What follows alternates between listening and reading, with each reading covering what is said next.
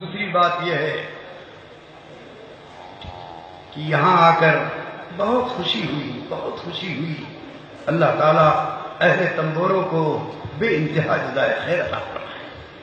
इनके उलमा को, इनके मशाइख को, इनके मदरसे को और इनके एक फर्द को अल्लाह ताला बेइंतहा नवाजे, तरक्कियात दे, हर लाइन हर शर्त से इनकी हिफाजत फरमाए। इनका बहुत बड़ा एहसान है कि इन्होंने पूरा जान से, माल से, हर लाइन से चचा फिरदौस का साथ दिया है और निजामुद्दीन के साथ है। निजामुद्दीन के साथ है। इनका एक बच्चा भी निजामुद्दीन के खिलाफ नहीं है।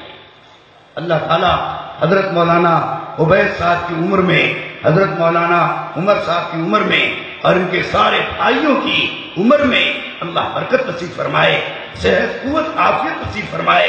इनको हमारे सरों पर तादेर कायम और दायम फरमाए और अल्लाह इनकी बरकत से पूरे मुल्क को जमने की और निजामुद्दीन का साथ देने की खुदा तौफीक अता फरमाए। Hadirin yang dirahmati Allah Subhanahu wa taala. Kemudian yang kedua, kami sangat senang setelah kami hadir di Temboro sini, kita lihat alhamdulillah majma' masih bersatu, masih menjaga istimaiyat. Maka ini semua tidak lepas daripada jasa beliau-beliau para alim ulama yang ada di sini, terutama keluarga Kiai Syekh Ubaidillah, Syekh Umar Fathullah dan juga seluruh keluarganya. Kami tidak bisa mengucapkan, tidak bisa balas kebaikannya. Dan Allah Subhanahu wa taala saja semoga bisa membalas kebaikan-kebaikan beliau berdua dan seluruh keluarganya. Dengan sebab usaha beliau telah membela, beliau telah mendukung Pak Cacat, kemudian beliau telah menyuarakan agar semua umat, agar semua dai kembali ke Nizamuddin. Beliau telah menyerukan kepada seluruh ahbab yang ada di Indonesia agar kembali ke Nizamuddin sehingga terkumpullah majma' sebanyak ini. Maka mudah-mudahan Allah Subhanahu wa taala menerima semua ulama ini, keluarga ini, anak-anaknya. Dengan sebab usaha mereka umat akan kembali ke Nizamuddin semuanya, dan mudah-mudahan dengan sebab pengorbanannya Allah Subhanahu wa taala berikan taufik kepada yang lain juga untuk kembali ke Nizamuddin lagi.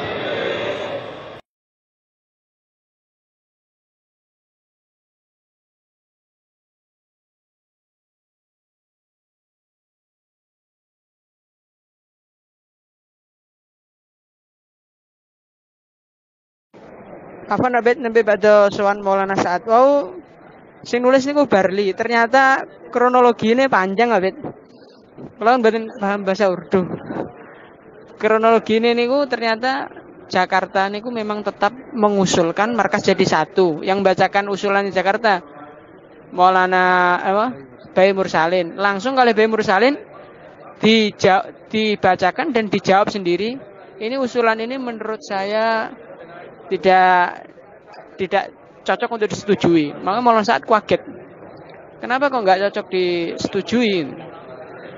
Langsung Bayi Mursalin cerita, itu keluarga besar, pengaruhnya besar. Truwito kesayangan Mboro mboten karu-karuan.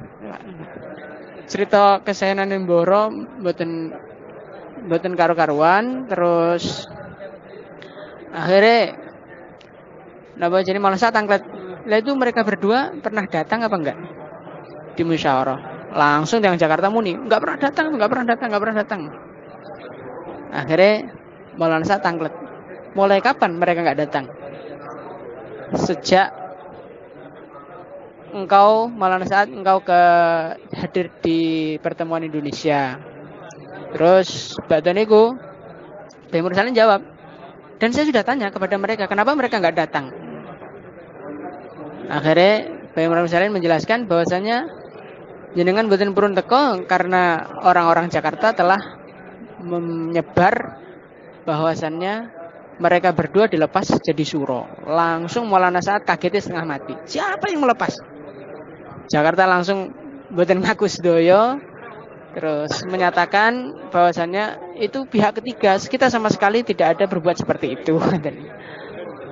Akhirnya Maulana Samim nggih Belomboro, Maulana Syehzan nggih Belomboro. Ini kalau diputuskan maka akan jadi mudarat untuk dakwah dan sebagainya. Akhirnya Maulana Sa'ad ngendika bahwasannya ini Indonesia tetap Temboro tetap menjadi markas Indonesia. Ini umpamanya saya putuskan disatukan lagi, saya yakin Temboro juga nggak akan taat, nggak akan siap mereka taat dengan keputusan saya ini. Dan ini akan jadi nggak baik untuk dakwah dan untuk kita semua gitu. Jadi mereka sudah ngertos posisi Temboro gitu. Akhirnya melihat seperti itu, Jakarta katanya kecewa berat dan ditugasi PR Maulana Sa'ad, suruh mendekati Mboro, suruh merangkul Mboro, suruh mengembalikan suasana akur. Itu nih Covid. Itu ya ternyata Jakarta itu memang masih berkeinginan kuat untuk menyatukan markas WAU. Jadi semua usulannya mereka diterima kecuali usulan nomor 15 WAU. Akhirnya mukanya mereka itu muka-muka orang yang buatan sowan jelas dengan keputusan itu. Dan pas mereka ditanya kapan mereka pernah datang musyawarah enggak? Itu yang Jakarta mulai Pak Mas Rohan dan lintu-lintu ini jujuk angkat tangan, saya sudah datangi sendiri, sudah ngundang sendiri, mereka tetap nggak mau datang, nggak tahu kenapa. Jadi sepertinya emang semua syuro kompak untuk menjadikan markas jadi satu, dengan segala cara ternyata gagal. Akhirnya nggih wajahnya mereka nembe ketemu Pak Abdi nggih kayak tiang kecewa dengan musyawarah.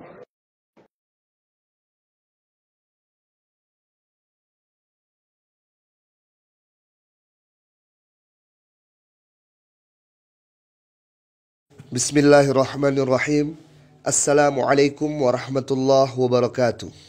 Nahmaduhu wa nusalli wa nusallim ala rasulihil karim, amma ba'd.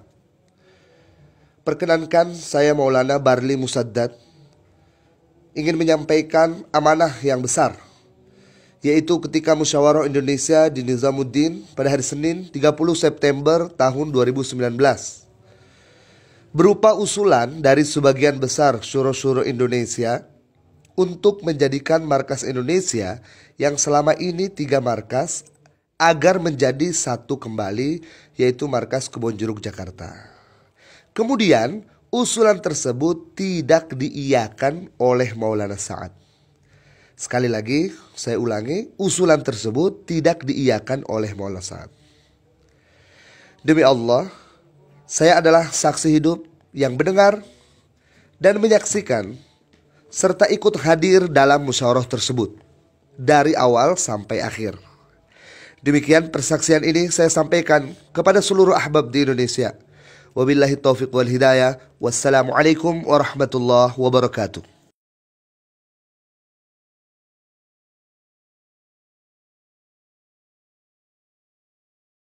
Pusat Musyawarah Indonesia yang terlalu banyak kejanggalan ya, dari dalam pembacaan hasil keputusan karo Ali Medan itu ya, saya nggak tahu itu dari Ali Medan apa memang juga merupakan satu sudah kesepakatan ya, sesuai dengan item yang pertama bahwa sungguhnya Masyaikh memberikan nasihat untuk membentuk faisalah sehingga katanya disetujui oleh Masyaikh. Padahal ya mana pernah Masyaikh menyuruh kan. Nah, ini janggal. Terus juga situ mengatakan yang lebih parah lagi bahwa dengan adanya sistem faisalah yang diterapkan di Indonesia ini tidak ada masalah. Padahal ya sampai tahu sendiri masalah neng dindi, bahkan kemarin saya di Nizamuddin tuh lebih banyak lagi provinsi yang saya ketahui bermasalah dengan sistem faisalah itu. Ya mananya surah ini sudah menutup-nutupi apa yang terjadi di bawah di hadapannya Maulana Sa'ad. Ya nek nggak ngomong khianat ya piye, tapi ya kenyataane ngono. Kemarin saya juga ketemu orang Jogja, saya tanya mana Pak Aziz, biasanya datang sekarang nggak datang. Dia bilang ya loro hati gara-gara faisalah aja, males teko. Nah juga orang Padang pun saya juga temui ya seperti itu.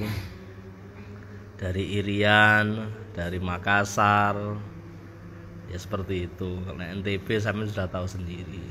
Nah ini saya kira ini juga perlu dipertanyakan. Ya anggaplah wakil suro di Jawa Timur itu kan ya Haji Jamal, itu perlu ditanyakan. Terus juga dalam keputusan itu tertulis hanya ada 14. Ada hanya 14 poin. Padahal itu tidak 14 poin. Itu adalah 15 poin. Poin ke-15 tidak ditulis. Jadi itu poin-poin itu sebenarnya sudah ditata semua, dibahasakan Urdu yang merupakan pertanyaan-pertanyaan dan permintaan-permintaan masaih.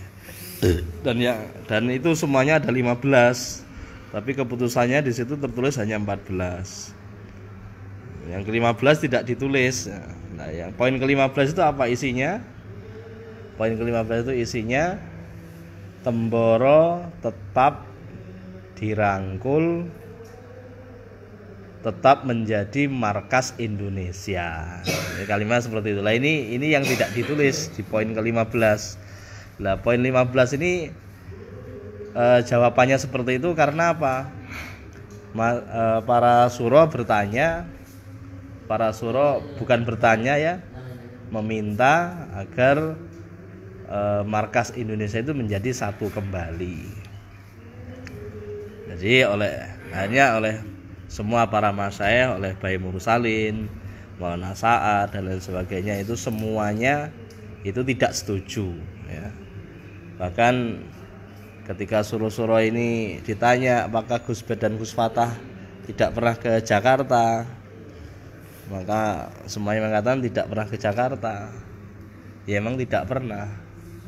Banyak sampai Mursalin yang diomongi ya, kenapa Gus Bed dan Gus Fatah tidak pernah ke Jakarta? Ya karena sudah ada surat berkop Kebon Jeruk, stempel Kebon Jeruk yang isinya pemecatan atas suro, pemecatan suro Gus Bed dan Gus Fatah. Hanya mereka tidak mau ke Jakarta. Nah, dan mendengar itu Muasad yang marah, loh siapa yang nulis itu? Hanya suro ditanya satu-satu, tidak ada yang ngaku. Akhirnya Bayi Mursalin nengai, ya wis lah itu mungkin ada orang pihak ketiga yang ingin ngaco ya, dengan teknologi semua kan bisa dipalsu. Ya akhirnya tapi tetap intinya bahwa penyatuan markas itu tidak disetujui, intinya tidak disetujui oleh para masyayikh. Nah, terus juga Maulasa juga ngomong, kalau andaikan memang Gus Bed dan Gus Fatah tidak pernah ke Jakarta, maka suro-suro ini, kamu semua ini harusnya ya ke Temboro, datangi mereka. Karena apa? Kata Maulasa, mereka ini keluarga besar, ikut dakwah semua, pesantrennya besar, punya aset besar untuk dakwah. Mereka ini wali-wali Allah semua. Kalau mereka meninggalkan kamu, maka kamu yang rugi, maka kamu harus datang ke sana. Misalnya, ya itulah dari perintahnya Maulana Sa'ad. Tapi ya kami menyesalnya kemarin ya, para suro-suro itu setelah musyawarah di ruangannya Maulana Sa'ad yang sebenarnya itu tertutup untuk selain suro. Ya meskipun alhamdulillah Maulana Musadat Temboro kok bisa masuk gitu ya. Beliaunya ini yang memang kemarin menjadi saksi kunci gitu atas kebohongan-kebohongan itu gitu. Dan memang kan secara logika kan lucu. 2 tahun yang lalu Maulana Sa'ad mengatakan 3 markas. Setelah selang beberapa saat suro-suro mengatakan jadi 1 markas. Seakan-akan itu merupakan arahannya masyayikh. Sehingga apa yang terjadi?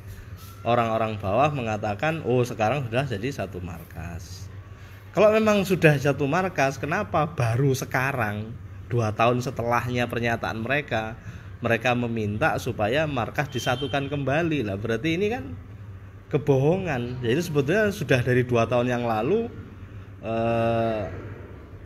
tiga markas itu berlaku, tapi mereka mengatakan 1.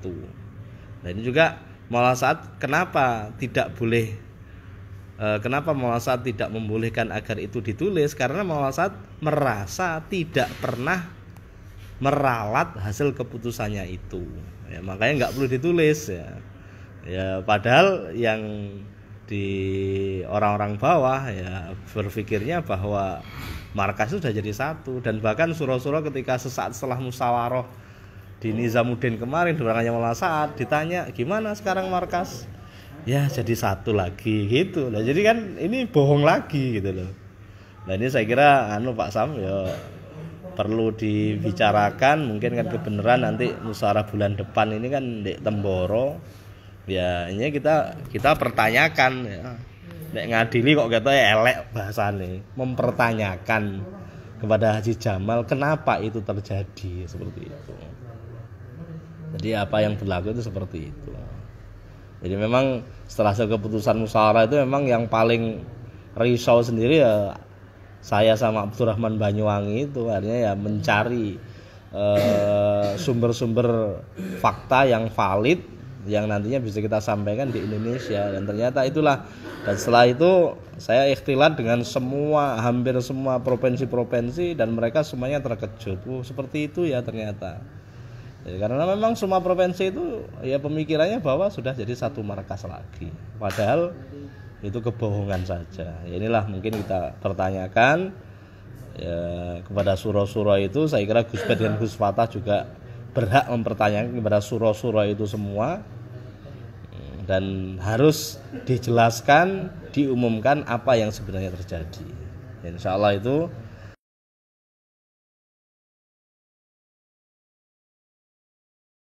Sekarang juga Temboro selalu, ya mungkin saya katakan yang awal tadi, Temboro ini selalu berhubungan dengan Nizamuddin. Jadi kalau ada orang mengatakan Temboro tidak ikut Nizamuddin, ya kita tantang saja, apa sih yang tidak dibuat, apa sih yang Temboro ini yang tidak sesuai dengan Nizamuddin itu yang mana? Karena apa? Karena kita selalu berhubungan dengan Nizamuddin rutin 2 minggu sekali. Jadi itu sudah jelas. Jadi makanya ya kita ya sebagai orang yang merujuk pada Temboro ini ya kita bersyukur bahwa memang di sini itu betul-betul selalu sambung ke sana gitu, selalu sambung ke sana, selalu sambung ke Nizamuddin. Juga ternyata perkara penataan kerja ini mulai akan dibuat ya, akan dibuat lebih baik lagi, lebih intensif lagi. Jadi mungkin itu aja ya, lebih kurang yang bisa saya sampaikan, saya ingat dan saya sampaikan kepada teman-teman semua. Ya semoga ini menjadi sesuatu yang membuat kita ini lebih kuat lagi dalam dakwah, peningkatan kita dalam dakwah, kesungguhan kita dalam dakwah ini ya, untuk betul-betul mengikuti apa yang diarahkan para ulama-ulama kita di sini. Karena memang sekarang ini ya itu tadilah usaha dakwahnya tidak bisa dipisahkan dengan para ulama-ulama ini. Insyaallah mungkin itu aja.